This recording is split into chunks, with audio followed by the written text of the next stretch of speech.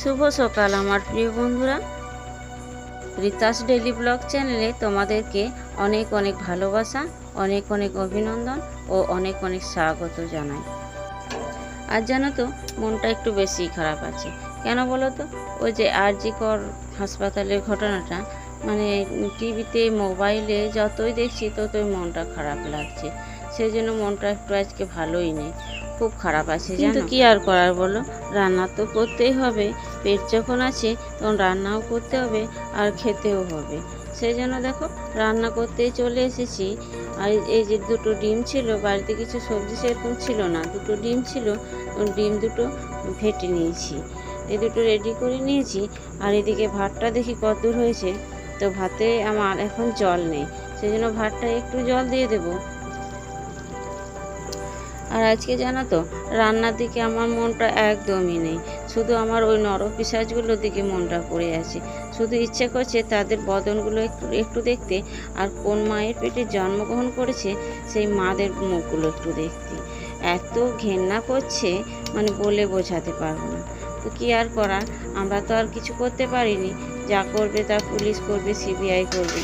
তো আমার শুধু একটাই অনুরোধ, যে এমন শাস্তি দেওয়া হোক ওদেরকে, যেন পরবর্তীকালে কেউ এরকম মানে নোংরা ঘটনা ঘটাতে যেন ভয় পায়, ভয়ে যেন কেঁপে ওঠে। তোমাদের সাথে কথা বলতে বলতে আমার ভাত হয়ে গেছে, সেই জন্য এই কুমড়োগুলো একটু ধুয়ে তুলে নেব। কুমড়োগুলো পরিষ্কারই আছে, তাই একটু ধুয়ে আর কি তুলে নেব।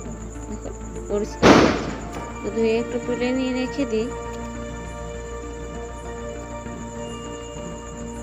আর এই জলটাতেই না হাঁড়ির গাটা মুছে নেব আর কি, সেই জন্য কুমড়োগুলো একটু সাইড করে রেখে দিচ্ছি। তো চলো, কুমড়োগুলো আমার ধোয়া হয়ে গেছে। তো এবার এই জলটাতে হাঁড়ির গাটা মুছিয়ে নিই, আর ভাতটা আমি নামিয়ে নিই, তারপর আবার এসে তোমাদের সাথে কথা বলছি। তো চলো। আর হ্যাঁ বন্ধুরা, তোমাদের কাছে আমার একটাই অনুরোধ, তোমরা যেন ভিডিওটা স্কিপ না করে পুরোটাই দেখতে থাকো আর আমার সঙ্গে থাকো। আর আমি ভাতটা নামিয়ে নিই, কারণ আজকে একটু তাড়াতাড়ি করে ভাত রাঁধছি, কেননা আমি এক জায়গায় যাব বলে। সেই জন্য দেখো সকাল সকাল আমার ভাতও হয়ে গেছে, আর রান্নাটাও আমি তাড়াতাড়ি বসিয়ে নিচ্ছি। তো চলো,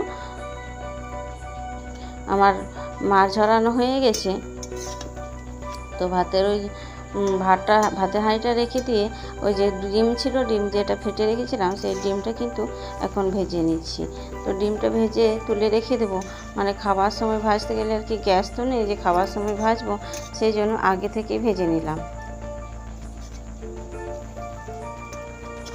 খেয়ে দিয়ে বেরোবো আর কি, খুব একটা দেরিও হবে না, সেই জন্য ভেজে তুলে নিলাম ডিমটা।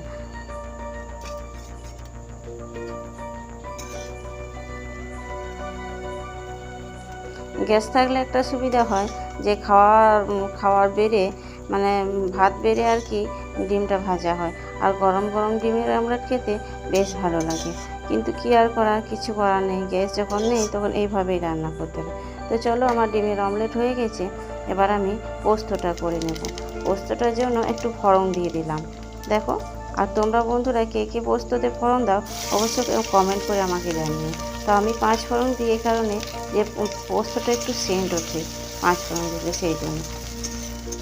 দেখো 5 ফোড়নটা আমার ভাজা হয়ে গেছে। একটু পরে পেঁয়াজ কুচি দিয়ে দিলাম। তো পেঁয়াজ কুচিগুলো একটু ভেজে নেব, মানে বেশিক্ষণ ভাজবো না পেঁয়াজগুলো, মানে বেশিক্ষণ লাল লাল করে ভাজলে না পোস্তটাও যেন লাল লাল হয়ে যায়, সেই জন্য খুব লাল করব না পেঁয়াজগুলো। তো দেখো আমার প্রায় মোটামুটি ভাজাই হয়ে গেছে। আর উনুনটা দেখো কত সুন্দর ধরেছে এই সময়, তখন উনুনটা খুব জ্বলছিল না ভালো, আর এখন দেখো কত সুন্দর জ্বলছে, সেই জন্য আমার তরকারিটাও করতে সুবিধা হবে।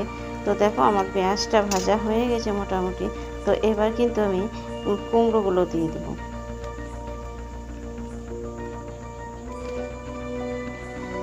দেখো খুব লাল করে কিন্তু ভাজিনি। তো চলো, কুমড়োগুলো দিয়ে দিলাম, এবার কুমড়োগুলো একটু নেড়ে নিই।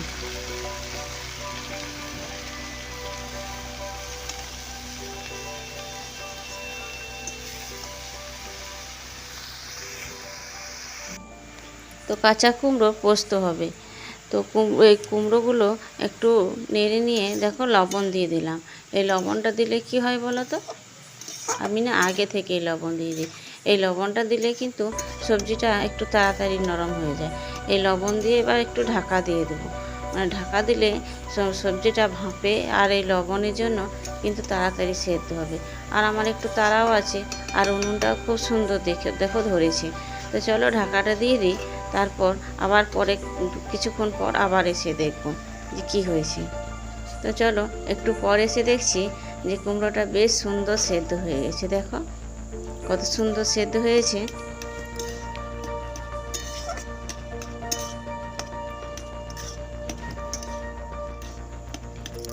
তো আমি একটু কুমড়োটাতে জল দেবো, কেন বলো তো, এই একটাই তো তরকারি, ডিমের অমলেট করেছি আর কুমড়োটা পোস্ত করবো, আর তো কিছু করবো না।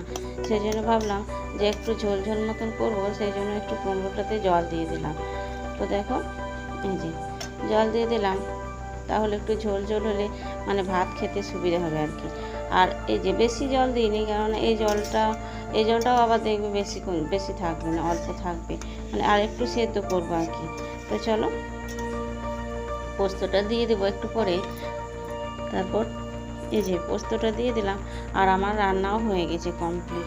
তো নামিয়ে নিলাম, এবার কিন্তু আমি এক জায়গায় বেরোবো, সেই জন্য তাড়াতাড়ি আমার রান্নাও হয়ে গেল। এবার গুটিয়ে বাটিয়ে নিই, তারপর আবার তোমাদের সাথে দেখা করছি।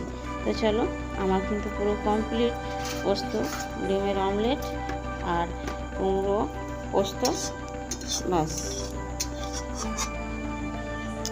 ওই যে বলছিলাম না আজ করে ঘটনার জন্য তো একটু বাইরে যাব আর কি। তো চলো কোথায় যাই তোমরা দেখতে থাকো। তো এইগুলো গুটিয়ে নিয়ে খাওয়া দাওয়া করে বেরোবো আর কি। তো চলো আমরা খাওয়া দাওয়া করে বেরিয়ে পড়েছি অটো করে, কেননা এখন সেরকম বাস নেই, তো সেই জন্য দুপুরবেলা তো অটো ধরে বেরিয়ে পড়লাম। তো চলো অটো ধরে বেরিয়ে পড়েছি, আর আমাদের একটু লেটও হয়ে গেছে। আমরা যখন এখানে এসে পৌঁছাচ্ছি তখন দেখছি অনেকে এখানে এসে বসে আছে, আর এ দেখো কত মহিলা এসে বসে আছে। আসবেই না কেন, মেয়েদের সম্মান বলে কথা, তাই না? সেই জন্য অনেকে এসে বসে আছে, আমাদেরই একটু লেট হয়েছে। তো কত সবাই এসেছে জানো বন্ধুরা, দেখো পুরোটা ভর্তি হয়ে আছে, উপরে ছাদে আছে, তারপর বাইরে আছে সবাই। তো আমরা যখন মিছিলে যাব তখন দেখাবো যে কত সবাই এসেছে। এখন এতটা বোঝা যাচ্ছে না, সবাই ছড়িয়ে ছিটিয়ে আছে তো গরমের জন্য, তো সেই জন্য। তো দেখো বন্ধুরা কত সবাই আছে, কত মহিলা আছে।